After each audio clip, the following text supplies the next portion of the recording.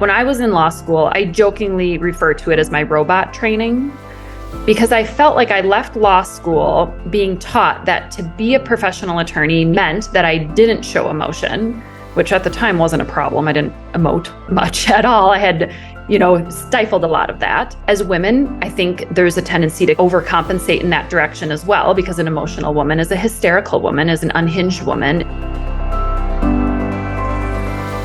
And it took me a long time to step into that.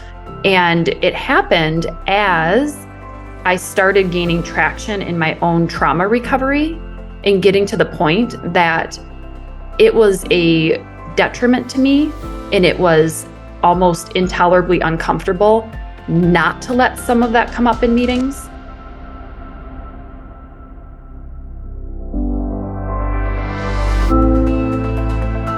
Hi, I'm Blake Schofield, founder and CEO of The Bridge to Fulfillment. Mom to 3, USA Today top 10 professional coach, and former corporate executive who got tired of sacrificing my life for a comfortable paycheck. My mission is to expand perspectives to achieve greater impact at home and work without sacrifice. This is The Bridge to Fulfillment. Welcome to another episode of The Bridge to Fulfillment. I'm really excited for this guest interview today. I'm talking with Rachel Schromen. She's an estate planning and elder law attorney and owner of Schromen Law, LLC.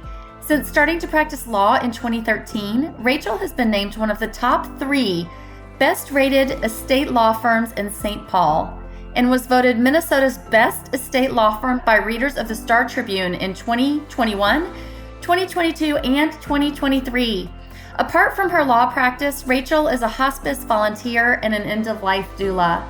And I can just tell you the vulnerability, journey, and heart that she shares on the podcast today was really quite astounding to me. When we allow ourselves to connect to the things that we're most passionate about in life is truly where we can make the biggest impact.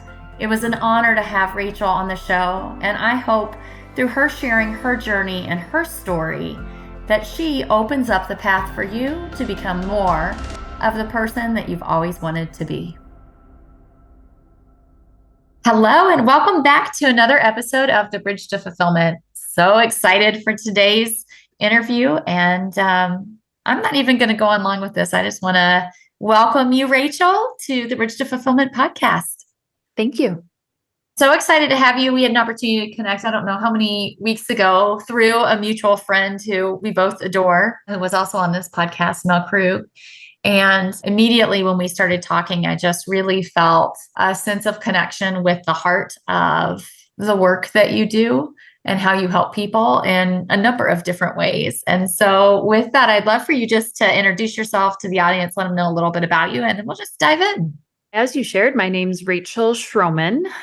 Full-time, I'm an estate planning and elder law attorney and business owner. I own Schromen Law, LLC, located in St. Paul, Minnesota. I'm also an end-of-life doula, and I volunteer in hospice in that capacity. And then personally, I'm a dog lover, and I'm a trauma survivor and a human that's on a recovery journey from childhood trauma, from substance use disorder. And I think, like a lot of us, and kind of what we're going to talk about today, learning how to cope with grief and just navigate life. Thank you for that. I think, as we were saying, many of us go through life and don't really understand a lot of the signs and symptoms or health issues that we have are related to what we've experienced.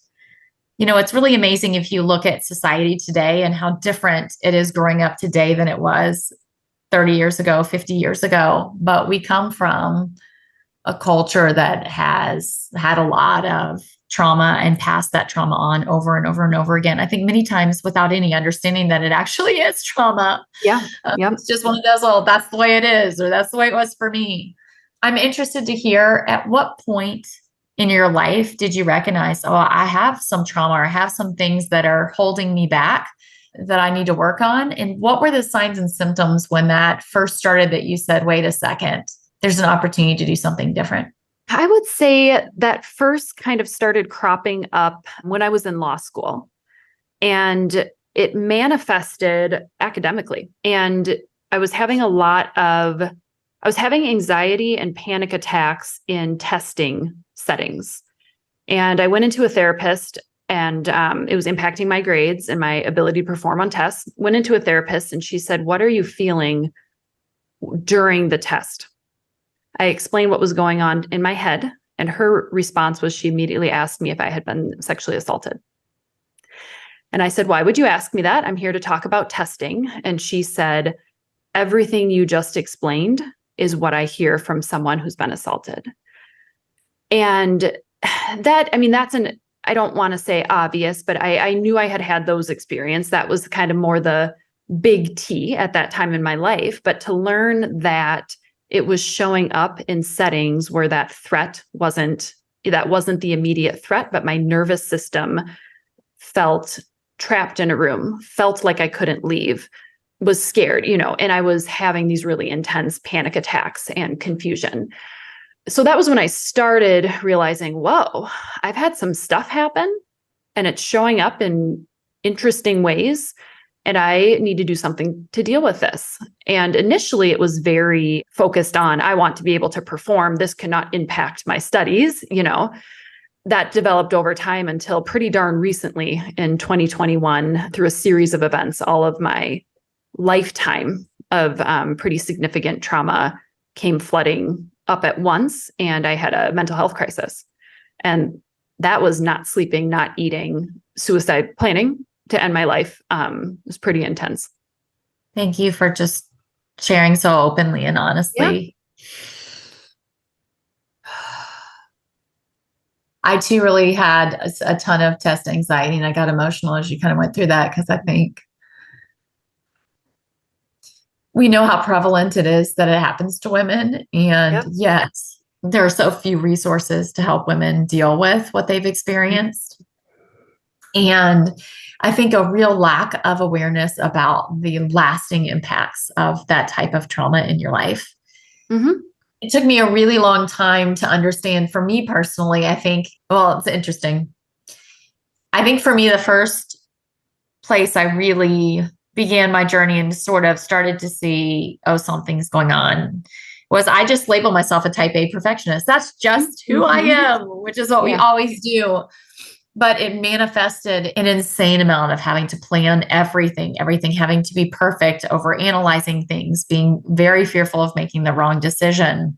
And ultimately that led to staying in a career for 18 years that was only partially aligned and was creating a tremendous amount of stress and anxiety for me. And then when I became an entrepreneur, people don't tell you this, but entrepreneurship is a personal development journey. And I think the first 18 months, I probably cried every day as an entrepreneur. I literally felt like I had lost my mind. I was so emotional, and I felt like I had no capability to hold back or process that. In a world where in corporate, when I had lost it and cried, I felt judged and unprofessional. And I grew up with a mom who, highly emotional. She went through her own journey to healing.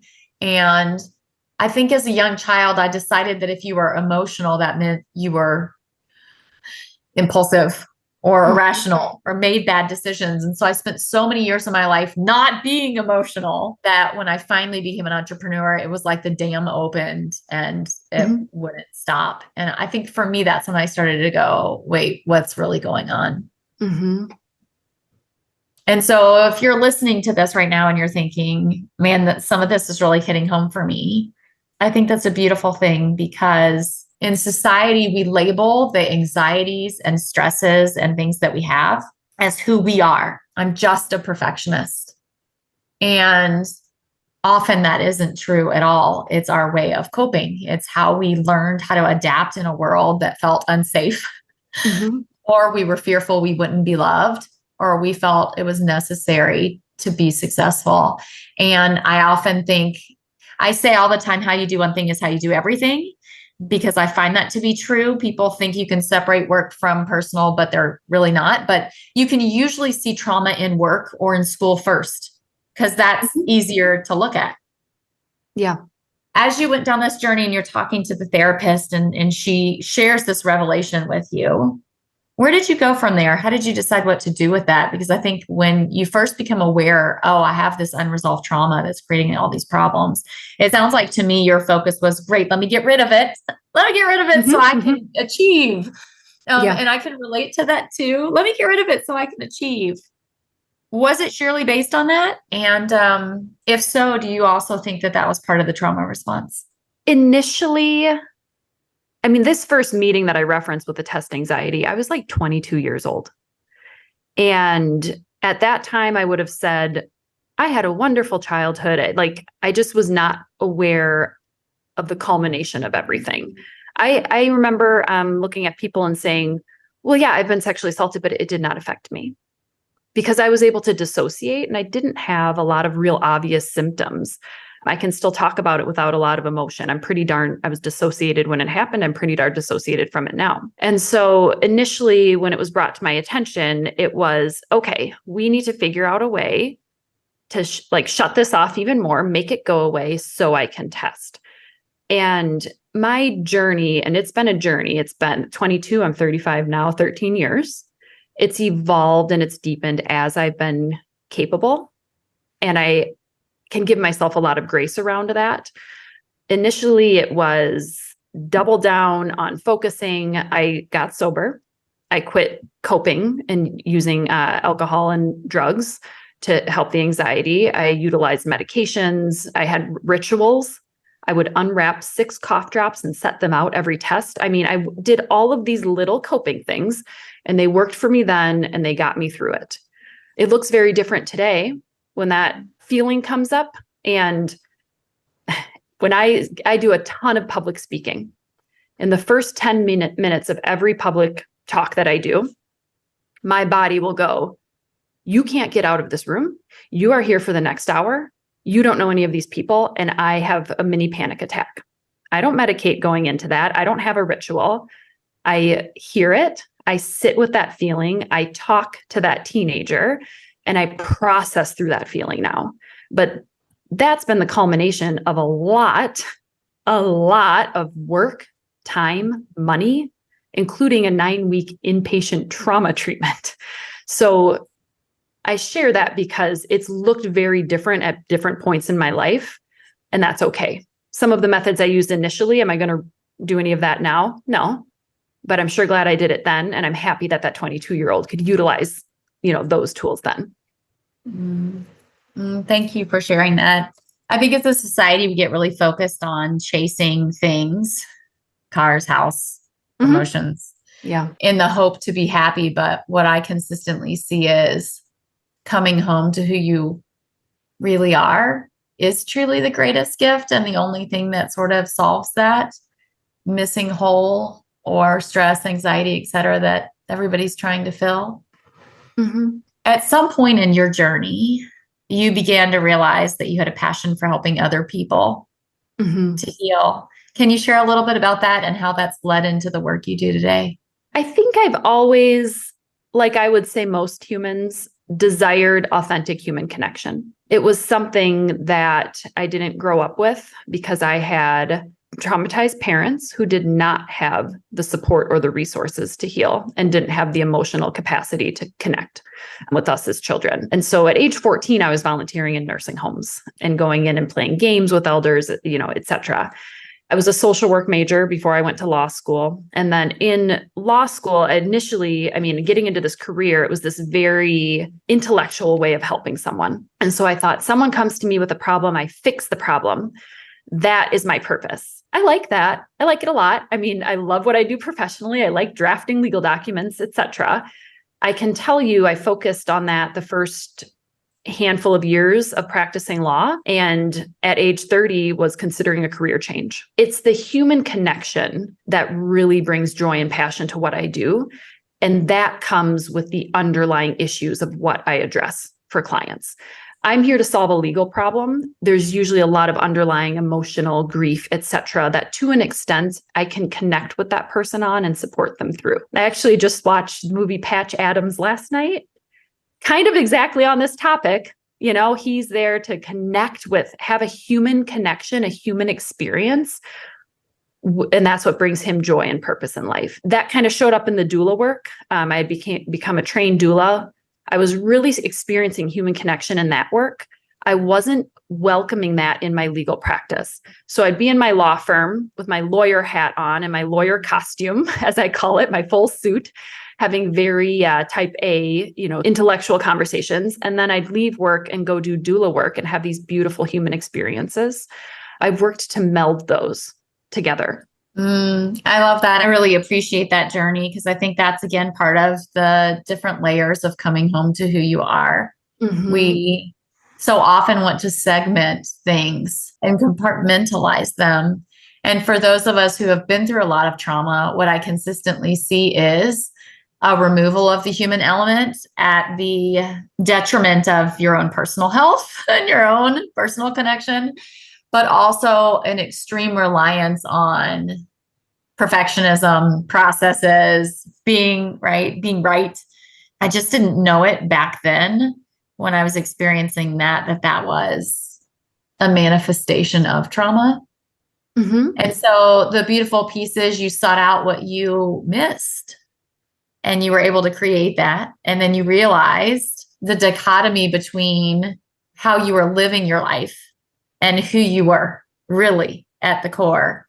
And I appreciate that so much because I feel like that's been my journey the last year in a really significant way. When I, launched the Bridge to Fulfillment in 2017, was a structured program. And then last year when I launched Ascend and really said, I'm going to really showcase what I've learned in the last 5-6 years and how I've grown and make that available to people. And then I was living these two separate lives, just like you. Yeah. With the entrepreneurs and the people, men and women I was working with Ascend in, and then this very structured program that a lot of people are coming in thinking this is exactly the way it works. And it felt like I was almost pulled in two. Mm-hmm. Some people see me as this, and when I'm doing this, it's frustrating because they don't actually understand this is just one way of which I help people, but it's not the entirety of me. And so I love the fact that you learn to meld it because I believe that it's the unique mixture of our experiences, our gifts, and our passions and our skills that, when combined, make us able to contribute our unique perspective to the world. There are a ton of lawyers that are type A, will do your work, whatever. Mm-hmm. There are very few that understand the human component behind it all, because I would imagine you see what I see, which is, I always say everything I address is always emotions plus tactics. Everybody's just trying to do tactics. But if you try to do tactics without addressing the emotion, it's like big brick wall. Yeah, 100%. And professionally, when I was in law school, I jokingly refer to it as my robot training, because I felt like I left law school being taught that to be a professional attorney meant that I didn't show emotion, which at the time wasn't a problem. I didn't emote much at all. I had, stifled a lot of that. As women, I think there's a tendency to overcompensate in that direction as well, because an emotional woman is a hysterical woman, is an unhinged woman. In one of my first jobs, I worked doing bankruptcy law, and I had a meeting with an attorney that I was training with. A woman came in. These are people filing bankruptcy, which is usually after a traumatic event is when this is happening. Death of a spouse, motorcycle accident. I mean, there was some pretty heavy stuff we dealt with. She was very emotional. I cried during the meeting, and we're talking a few tears. And afterwards was told, that's not appropriate. You do not cry in front of clients. And I just thought, that made me sad. I should be able to emote. Should I be inconsolable and need the client to take care of me? No, there's an appropriate way to show emotion. And it took me a long time to step into that. And it happened as I started gaining traction in my own trauma recovery and getting to the point that it was a detriment to me, and it was almost intolerably uncomfortable not to let some of that come up in meetings. I'll give a short example. I had a gentleman come in to meet with me, and it was around the time my dad was dying from Alzheimer's. And this man, he looked just like my dad. Cowboy boots, Harley shirt, handlebar mustache. And I'm not kidding you, it's as if my father's eyes had been put into his head. And we're starting this meeting and I'm talking to him, and I was having so much emotion and anxiety come up. And in my head, I'm going, how do I get out of this office? I need to leave to like collect myself because this is really intense. And what I ended up doing is I said, I'm sorry, I have to pause for a moment. And I said, you look so much like my father. It is like speaking to him. And I feel like I'm talking to him again when he didn't have Alzheimer's. And the gentleman nodded and he got a little teary and he slid his hand across the table and just held my hand for a few moments. And I wept and we just kind of held each other's eyes and, nodded. And then I said, thank you. And we continued the meeting. And I remember after that happened, I even thought while we were doing our meeting, okay, well, he won't hire me, but obviously I seem unstable, blah, blah, blah. Not only did he hire me, but it was one of the best client relationships I've had. And that was an experience pretty early on when this started happening. And I've leaned into it. And the opposite has happened with my business, by the way. Like the growth has been exponential. When people comment on their experience working with me or any attorney at my firm, they're commenting on how we made them feel, how we handled sensitive topics. And that is so, so, so important to me. I love that. I think the world would be so much better of a place if we slowed down and really saw people for who they are and what they're experiencing in the moment and allowed them the opportunity to process it. I just struggle so much with our society today and it's not a today thing really, but where emotions are seen as weak, where we have a whole rhetoric about just sucking it up. And what people don't understand is those emotions store in your body and physically make you ill. Yes. But B, there's nothing greater than the power of human connection. And when we shut that off as a society, we become a bunch of people who feel depressed, disconnected, alone, and we seek distraction and avoidance, whether that's alcohol, drugs, self-harm, food. And it seems like such a simple thing to say. Like if you look at it from a society, it's like, that's it. But yet I think it's really complicated because we grow up just like you do, believing, well, I had a great childhood and nothing really bad happened to me. And this is the way that it is.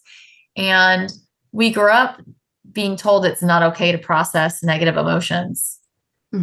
And unfortunately, what I usually see is the ones who make their way out of it, the ones who learn the power of doing the work to transform their lives and then therefore help others, usually are the ones that suffer quite a bit before they get to that point. Yeah. To a point where it will break you. And then you have to put together all of the pieces.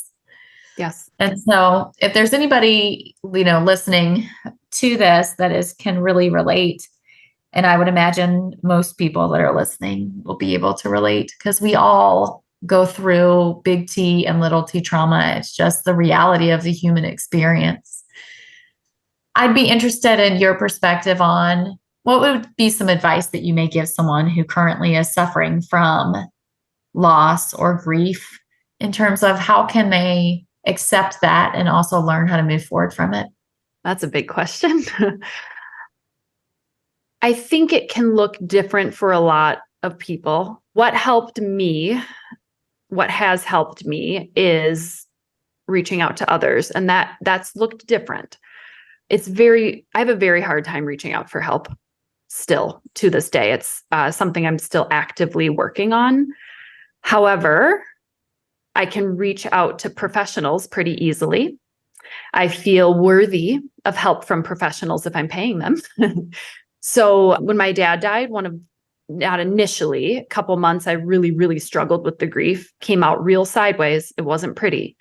And then it got to the point where I realized I need to do something here. I'm not really knowing how to process this.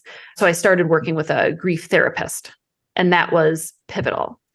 There's a lot of groups that people can go to around grief. My law firm also actually does monthly seminars that are free to the community on grief, loss, and transition.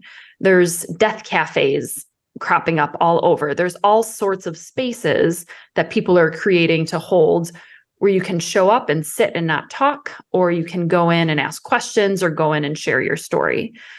connecting with other individuals, that can be helpful too. I've found it can be very hard for individuals who are in the thick of it to take action steps. So I might also offer some suggestions as to what we can do for others who are grieving.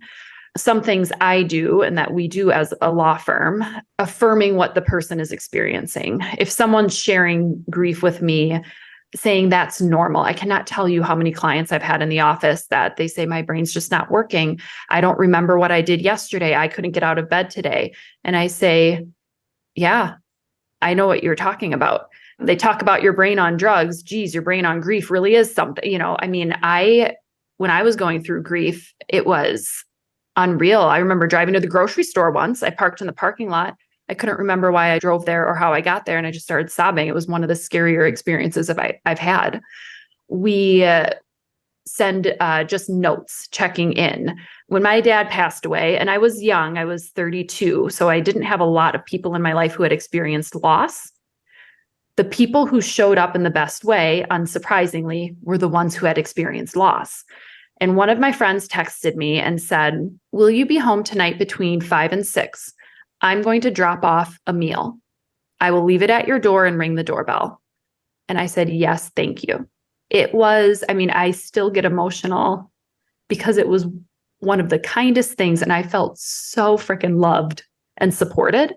And if she had texted me and said, can I drop off a meal? I would have said no. If she had texted me and said, what can I do to help? I would have said nothing. But just reaching out and offering. There's a local company in Minnesota that does grief care packages called Beyond Words Co. They'll put together these little curated boxes, and it's all grief things, whether it's tea and chocolate and a candle and a book or whatever. I send those out to individuals in my life. We send them out to clients. Creating conversation, just opening the space, I think goes a very, very long way. I appreciate you saying that. My mom's dad got really sick with leukemia when she was 9, ended up in the hospital for 2 years, died when she was 11. And she often tells the stories that they survived off of all the people from the church delivering meals to their home. Mm-hmm. And it can feel like such a small thing, but be so huge in a moment when maybe you don't even have the energy hardly to get out of bed. Mm-hmm. And you do feel completely alone. And I think that's the piece over and over again that I really always try to focus on with this podcast and the work that I do is that you are not alone and nothing is wrong with you. Mm-hmm. And I think those are the things we often need to hear, because when we are in the throes of transformation or something really emotional, the first thing our brain is going to do is judge. Yeah. And usually go inward. And those are the two biggest risks you can have, because when we sit alone in it, or we think there's something wrong with us, we very, very quickly can get sort of thrown into the depths of it. And it's through the human connection and allowing somebody else to be there with you to show you that you're not alone that I think we begin to see the light again. Yeah. Those two statements, you are not alone and there is nothing wrong with you, so powerful. I remember the first time, I don't know if it's the first time someone said it to me, but it's the first time I really heard it. It was when I was in inpatient trauma treatment. And I had all these emotions coming up and these feelings, and I'm really recognizing, I'm in my 30s having to use a feeling chart to identify what my feelings are. For a very type A, high achieving, successful intellectual, that was not a great experience for me. Didn't feel good. I really felt alone. I felt, for lack of a better phrase, like an idiot, like I was developmentally challenged in that way. I was a lot of self-shame was coming up. And I was in a session with a woman who did DBT, dialectical behavior therapy. And I was talking and I was crying. And I think I was probably making some sort of shame statements. And she caught my eyes and she said, Rachel, there is absolutely nothing wrong with you. And I just sobbed because it felt so good to hear that. And it was the first time in a while, at least at that point in my life, that I felt some hope. And then later she shared her story. She had multiple suicide attempts. She had gone through her own treatment.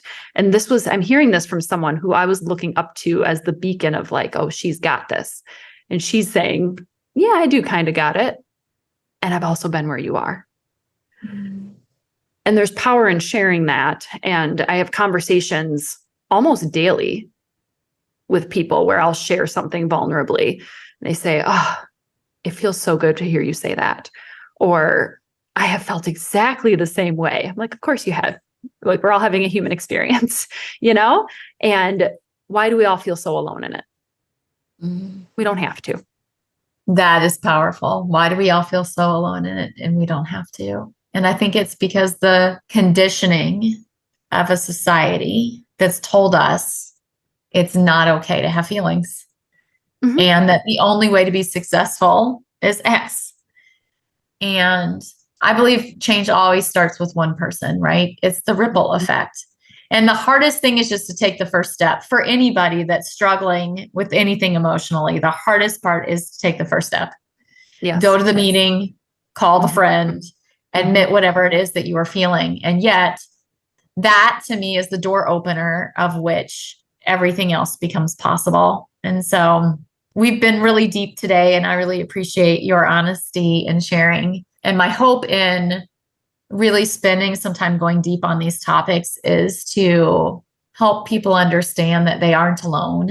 There isn't anything wrong with them. And what I often find is that the missing human connection is a significant portion of why we suffer. Mm-hmm. And we think it's because we need the promotion or the job or the whatever it might be. But it's really us being disconnected in a world where we are connected. We just believe that we're disconnected. We're all connected by the same experiences, the same challenges, the same joys, the same sorrows. But if we aren't open to seeing it and we don't allow it, we will miss what's sitting right in front of our face. Mm-hmm. I agree entirely. It's been such a pleasure having you. It's gone so fast. I have two things before we wrap up, if that's okay. Uh-huh. The first one is there anything I didn't ask you that I should have, or that's just really on your heart to share? On my heart right now. We've talked a lot about how reaching out to others can help us and our own journeys. It can be hard to reach out in those moments. One thing that helps me is how I have seen that reaching out ourselves or being vulnerable ourselves can help others. When I went into trauma treatment, I did not share it with many people. I shared it with a small handful. One was a small networking group of female business owners, and I felt safe sharing it with these business owners. A few weeks after I went in, a woman reached out and she said, I wanted to let you know that when you reached out to our group, I was really suffering personally, and I had a plan in place to take my own life. And when I got your message, I thought, God, if Rachel needs help with this, if even she is struggling, maybe I can get help too. And she sought an outpatient treatment. And when I ever have moments where I feel hesitant to be vulnerable or I'm worried what people will think, I think back to that because, gosh, just that one story was worth, all that I went through. And so that was on my heart to share as well, because I think it's also an important element. Thank you so much. Yeah, I really appreciate it. Dr. Jeff Spencer, one of my, former mentors, he always says, don't decide the value of your contribution. Mm-hmm. Yeah. And I think that echoes what you're saying, which is often we don't realize how important it is that we share our journey or our experience or our perspective. And we can question whether it's worthy of sharing. And what you're saying, I have found to be so true, which is you would have never known that ripple effect. But because you chose to share, you saved somebody's life.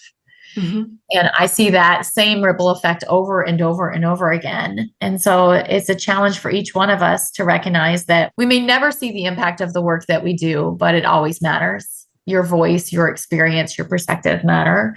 And that when we share them, it creates a positive ripple effect for others. Mm-hmm. Thank you. So, last thing, obviously, you're located in the Minneapolis, Minnesota area, which is awesome. But I know there may be some people that want to connect with you, follow you, or maybe work with you. How might they be able to? How might they be able to do that, Rachel? You can contact me through my website, schromenlaw.com. I'm also on Instagram and Facebook, social media accounts. Those are probably the best ways. Okay, awesome. And we'll have that in the show notes as well so that you know how to spell it and can find her. Perfect. Thank you so much again, Rachel. I can't tell you how much I appreciate you sharing just vulnerably your experience, what you've been through. And I think really providing some wayfinders for people going through their own human experience to understand the power of connection, the power of sharing your experience, and really the resiliency of the human spirit, because we truly can overcome anything. Nothing that we're sitting in, no pain we're sitting in, no struggle that we're sitting in is permanent. Mm-hmm. And I think that's so important for people to understand, because when you're sitting in it, it can feel like it is, but that's the lie. Yeah. Mm-hmm. So thank you so much for joining us today. And until next time, have a great week.